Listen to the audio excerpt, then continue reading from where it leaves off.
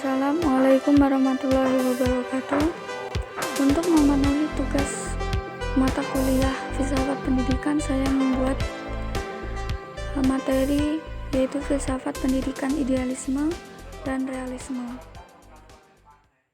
Idealisme merupakan suatu aliran filsafat pendidikan yang berpaham bahwa pengertian kebenaran yang paling tinggi adalah ide dari diri sendiri, bukan dari orang lain.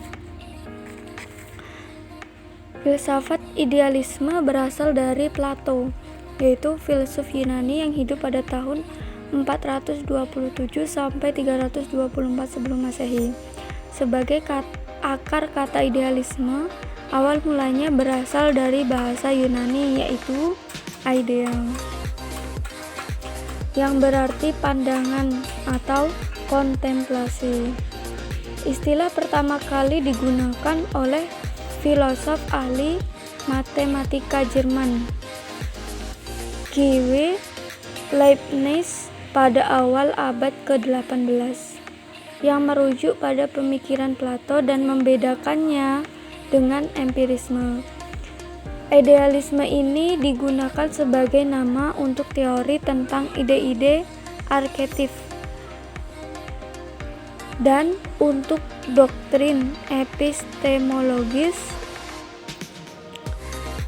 René Descartes dengan John Locke yang menyatakan bahwa ide-ide yang dalam doktrin ini berarti objek pemahaman manusia bersifat subjektif dan memiliki secara pribadi.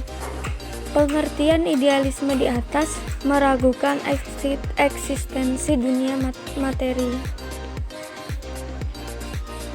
Membuat istilah ini juga digunakan untuk akosmisme yang menganggap alam materi hanya sekedar proyeksi dari pikiran manusia, dan immaterialisme yang menyatakan bahwa dunia materi tidak ada. Dan kata idealisme semakin populer setelah digunakan oleh Immanuel Kant yang menyebut teori pengetahuannya sebagai idealisme. Dan idealisme transendental. Dalam pengertian filsafati, idealisme adalah sistem filsafat yang menekan pentingnya keunggulan pikiran, mind, roh, soul atau jiwa dari hal-hal yang bersifat kebendaan atau materialisme. Tokoh-tokoh aliran idealisme. Yang pertama, Plato 477 sampai 347 sebelum Masehi. Menurutnya, idealisme adalah cita gambaran yang semata-mata bersifat rohani, dan jiwa terletak di antara gambaran asli dengan bayangan dunia yang ditangkap oleh panca indera. Nah, pada dasarnya, konteks ini sesungguhnya semuanya asli. Semuanya adalah bersifat sesungguhnya karena bersifat rohani dan jiwa. Kemudian yang membedakannya adalah tertangkap atau tidaknya dengan panca indera.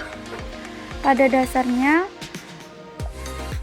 sesuatu dapat dipikirkan oleh akal dan dapat berkaitan juga dengan ide atau gagasan. Pada prinsipnya, Plato menginginkan ide-ide itu muncul, apalagi ide-ide kreatif yang sesungguhnya kalau konteks dunia satu, tapi yang tertinggi tetaplah dari ide tersebut adalah kebaikan.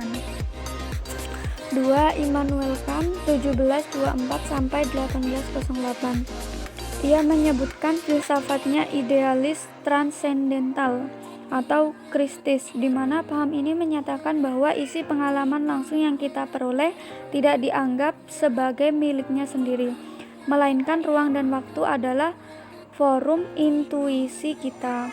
Ruang dan waktu yang dimaksud adalah sesuatu yang dapat membantu kita manusia untuk mengembangkan intuisi kita. Menurut Kant, pengetahuan yang mutlak sebenarnya itu datang dari luar melalui akal murni yang tidak bergantung pada pengalaman. Ketiga, Pascal 1623 sampai 1662.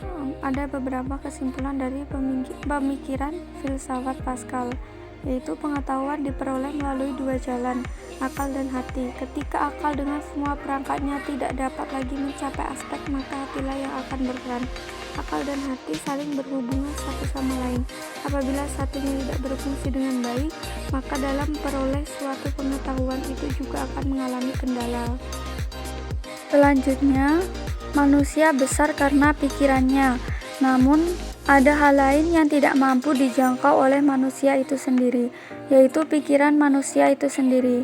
Menurutnya, manusia adalah makhluk yang rumit dan kaya akan variasi, serta mudah berubah.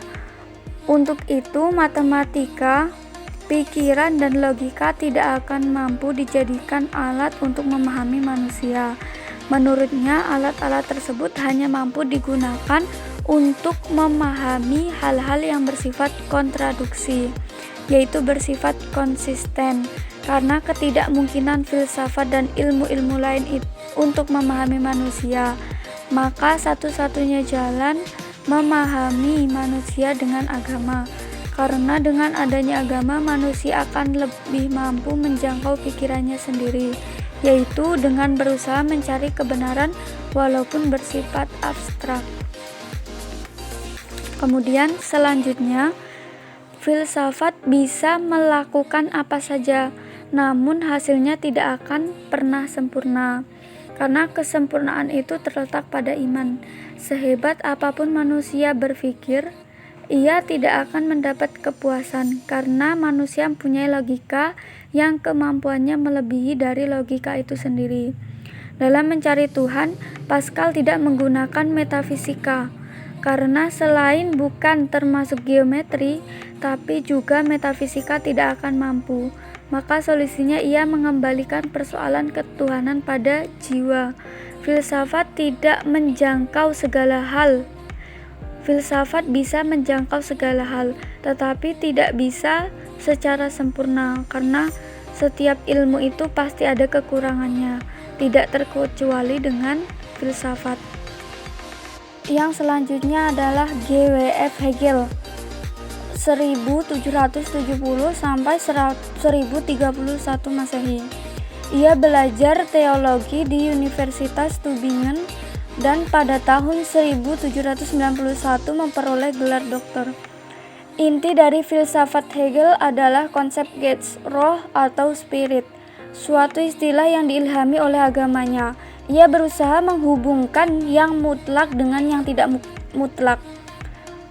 Yang mutlak itu roh atau jiwa, menjelma pada alam, dan dengan demikian sadarlah ia pada dirinya. Roh itu dalam intinya ide atau berpikir.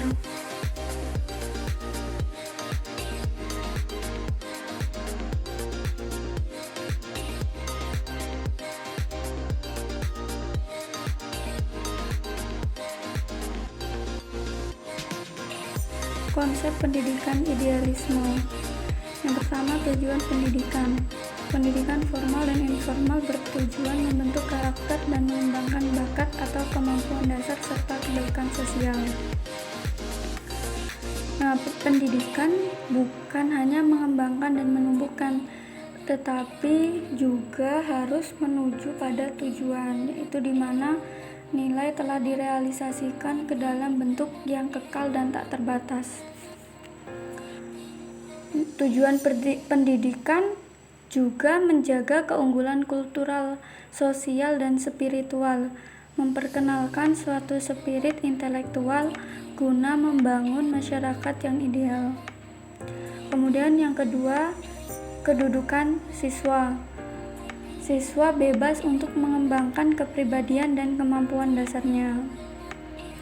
Pendidikan idealisme berusaha agar seseorang dapat mencapai nilai-nilai dan ide-ide yang diperlukan oleh semua manusia secara bersama. Jadi disinilah siswa-siswa bisa mengembangkan kemampuannya, mengembangkan ide-idenya, yaitu dengan pendidikan idealisme. Kemudian yang ketiga, peranan guru. Guru bekerja sama dengan lingkungan dalam proses pengembangan peserta didik, terutama dengan menciptakan lingkungan yang kondusif bagi peserta didik. Peranan pendidik menurut aliran ini adalah memiliki akal peserta didik dengan hakikat-hakikat dan pengetahuan yang tepat. Dengan kata lain, guru harus menyiapkan situasi dan kondisi yang kondusif untuk mendidik anak didik, serta lingkungan yang ideal bagi perkembangan mereka.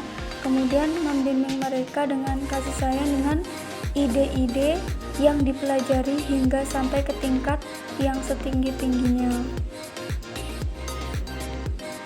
4. Kurikulum. Isi kurikulum berupa pendidikan liberal untuk mengembangkan kemampuan rasional dan pendidikan praktis untuk persiapan menghadapi dunia kerja. Dengan kurikulum inilah nantinya bisa membentuk atau mengembangkan kemampuan rasional seorang siswa agar bisa menghadapi dunia kerja. Karena pendidikan adalah proses melatih pikiran, ingatan, dan perasaan, baik itu memahami realita, nilai-nilai kebenaran maupun sebagai warisan sosial. Kemudian yang terakhir, metode. Filsafat pendidikan idealisme mengutamakan metode dialektika atau tanya jawab. Dalam metode inilah siswa diharapkan bisa mengeluarkan ide-ide barunya, bisa memikirkan proses atau perkembangan baru. Aliran ini merupakan aliran yang sangat penting dalam perkembangan sejarah pemikiran manusia. Nah, mungkin sampai saat ini. Mula-mula dalam filsafat barat kita temui dalam bentuk ajaran yang murni dari Plato. Plato menyatakan bahwa alam cita-cita itu adalah yang merupakan kenyataan sebenarnya. Adapun alam nyata yang menepati ruang ini hanya berupa bayangan saja dari alam ide. Aristoteles memberikan sifat kerohanian dengan ajaran yang menggambarkan alam ide sebagai suatu tenaga yang berbeda dalam benda-benda dan menjalankan pengaruhnya dari benda itu. Sebenarnya dapat dikatakan bahwa paham idealisme sepanjang masa tidak pernah hilang sama sekali. Di masa abad pertengahan malahan satu-satunya pendapat yang disepakati oleh semua ahli pikir adalah dasar idealisme ini. Pada zaman Aufklärung, para filosof yang mengakui aliran serba dua atau dualisme seperti Descartes dan Spinoza yang mengenal dua pokok yang bersifat kerohanian dan kebendaan maupun keduanya mengakui bahwa unsur kerohanian yang penting daripada kebendaan. Selain itu, segenap kaum agama sekaligus dapat digolongkan kepada penganut idealisme yang paling setia sepanjang masa walaupun mereka tidak memiliki dalil-dalil filsafat yang mendalam. Puncak zaman idealisme pada masa abad ke-18 dan 19 ketika periode idealisme. Secara historis, idealisme diformulasikan dengan jelas pada abad 18 sebelum Masehi oleh Plato, 427 sampai 347 sebelum Masehi. Semasa Plato hidup, kota Athena adalah kota yang berada dalam kondisi transisi atau peralihan. Peperangan bangsa Persia telah mendorong Athena memasuki era baru. Seiring dengan adanya peperangan-peperangan tersebut, perdagangan dan perniagaan tumbuh subur dan orang-orang asing tinggal di berbagai penginapan Athena dalam jumlah besar. Untuk meraih keuntungan mendapat kekayaan yang melimpah, dengan adanya hal itu muncul berbagai gagasan-gagasan baru ke dalam ini budaya bangsa Athena.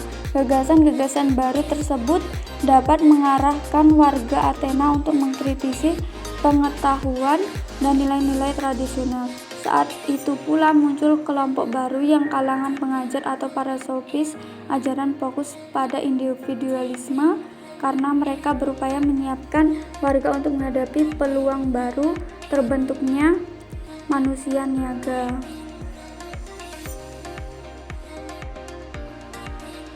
Filsafat pendidikan realisme. Istilah realisme berasal dari bahasa Latin realis yang berarti sungguh-sungguh, nyata, benar. Realisme adalah filsafat yang menganggap bahwa terdapat satu dunia eksternal nyata yang dapat dikenali. Realisme merupakan filsafat yang memandang realitas secara dualitas. Realisme berpendapat bahwa hakikat realitas ialah terdiri atas dunia fisik dan dunia rohani. Tokoh-tokoh aliran realisme.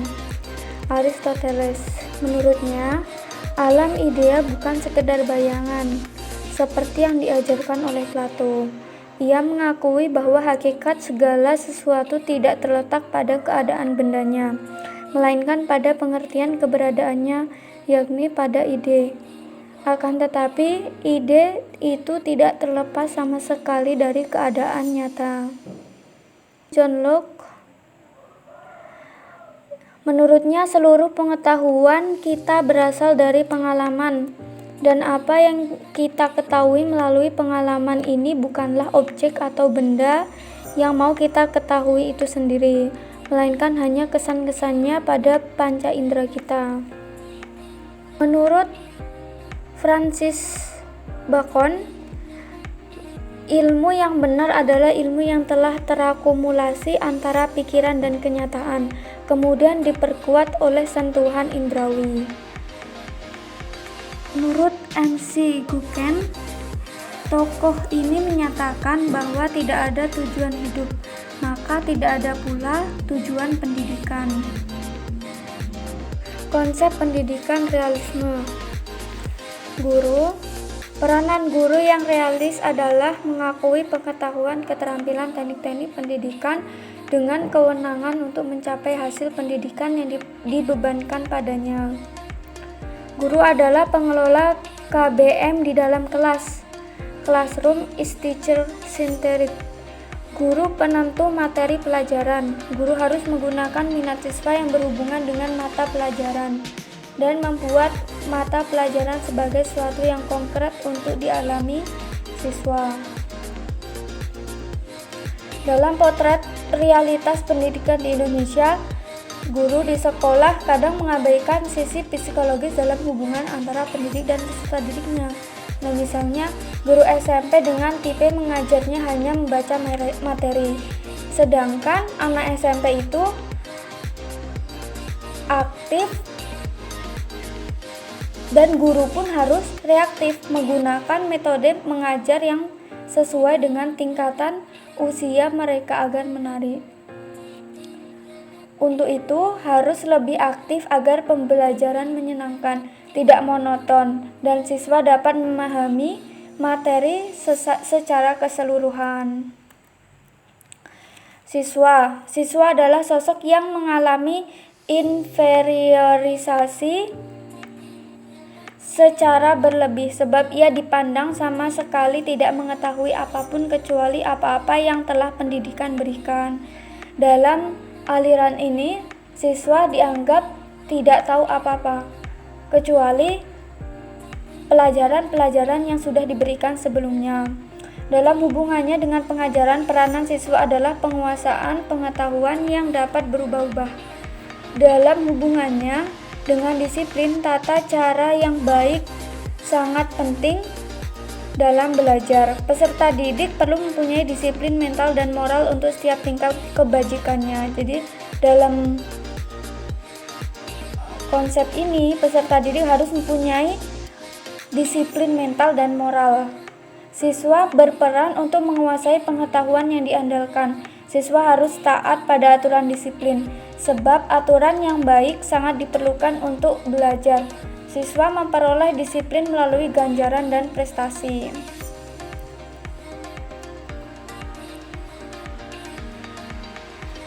Dalam potret realitas pendidikan di Indonesia, siswa seringkali bermasalah dalam hal disiplin dan moral. Banyak sekali kadang anak-anak sekolah SMA, SMP maupun SD mempunyai masalah dalam moralnya dan dalam kedisiplinannya. Siswa-siswa memang menguasai pengetahuan, tapi secara moral untuk peningkatan kebajikan menurut pandangan realisme ternyata kurang mendapat perhatian siswa. Misalnya terjadi tawuran antara siswa, bahkan sering terjadi di Indonesia. Kadang tawuran terjadi sesama siswa, baik itu siswa satu sekolah ataupun siswa beda sekolah. Dalam pandangan realisme, hal ini menunjukkan bahwa siswa tersebut tidak realis karena siswa yang realis adalah mampu menguasai pengetahuan, disiplin, juga moral dan dapat dipercaya. Kurikulum komprehensif yang berisi semua pengetahuan yang berguna bagi penyesuaian diri dalam hidup dan tanggung jawab sosial. Kurikulum berisi unsur-unsur pendidikan liberal atau pendidikan umum untuk mengembangkan kemampuan berpikir dan pendidikan praktis untuk kepentingan bekerja. Dalam potret realitas pendidikan di Indonesia, kurikulum pada sekolah-sekolah tertentu biasanya tidak mengutamakan atau kadang tidak mengutamakan pengetahuan yang berguna untuk penyelesaian diri siswa dengan lingkungan sosial maupun alam dan budaya. Misalnya, pada sekolah-sekolah yang berbasis fundamental, hal tersebut menurut ajaran realis tidaklah sesuai karena tidak mengembangkan siswa pada arah penyesuaian diri terhadap lingkungan, terutama budaya dan masyarakat yang majemuk seperti Indonesia. Metode pendidikan. Semua kegiatan belajar berdasarkan pengalaman baik langsung maupun tidak langsung. Menurut konsep ini, metode mengajar hendaknya bersifat logis, bertahap, dan berurutan. Pembiasaan menurut sebuah metode pokok yang dipergunakan baik oleh kalangan penganut realisme maupun behaviorisme. Pembiasaan merupakan metode utama bagi filsuf penganut behaviorisme. Metode mengajar yang disarankan bersifat otoriter. Guru mewajibkan siswa untuk dapat menghafal, menjelaskan, dan membandingkan fakta-fakta, menginterpretasi hubungan-hubungan, dan mengambil kesimpulan makna-makna baru. Aliran realisme dalam seni ini sebenarnya ada pada abad ke-24 sebelum Masehi, yang ditemukan di kota Lothal atau India. Aliran ini menjadi sangat terkenal dalam gerakan budaya negara Prancis pada pertengahan abad ke-19 sebagai tanggapan terhadap romantisme yang telah mengakar di negara itu. Gerakan budaya ini terkait erat dengan perjuangan sosial, reformasi politik, dan demokrasi. Aliran realisme ini kemudian mendominasi secara global dari tahun 1840 hingga 1880, seperti karya seni dan karya sastra di negara Prancis, Inggris Raya, dan Amerika Serikat. Royal Academy of Painting and Sculpture telah mendominasi penyebaran produk kesenian di Prancis selama hampir 2 abad. Prancis adalah budaya seni paling unggul di dunia saat itu. Dengan asumsi bahwa itu tetap bermakna, Akademi Seni Prancis telah menetapkan beberapa standar untuk karya seni di seluruh Eropa. Salah satu cara adalah dengan menyediakan berbagai kursus pelatihan untuk seniman muda berbakat. Akademi juga mengkurasi dan memesan karya-karya yang layak dipamerkan di galeri Paris Salon. Akademi telah mengidentifikasi topik dari mitologi klasik, Alkitab, literatur, atau sejarah manusia sebagai topik terbaik. Hanya sejumlah kecil pelukis terkenal yang diizinkan melukis dalam genre ini, dan karya mereka adalah yang paling diterima oleh akademik. Genus yang digunakan sebagai titik referensi untuk evaluasi. Potret kepribadian penting dan kelas atas dianggap yang terbaik, diikuti oleh lukisan pemandangan dan benda mati atau benda yang tidak bernyawa seperti kuali, makanan, dan lain-lain. Seiring berjalannya waktu, akademi dipandang oleh beberapa seniman sebagai semakin tidak dapat memenuhi kondisi waktu mereka. Beberapa seniman percaya bahwa standar akademik terlalu ketat untuk zaman modern. Topik yang ditentukan terlalu populer dan dinilai tidak adil bagi semua orang. Beginilah cara pelukis realistis muncul yang mengartikan citra idealis seni tradisional dengan peristiwa sehari-hari dalam kehidupan nyata, mengangkat nama orang biasa yang memiliki berat yang sama dengan kota paling atas. Keinginan kaum realis untuk menempatkan kehidupan sehari-hari di atas kanvas adalah manifestasi pertama dari keinginan avant-garde untuk menggabungkan seni dengan kehidupan masyarakat umum.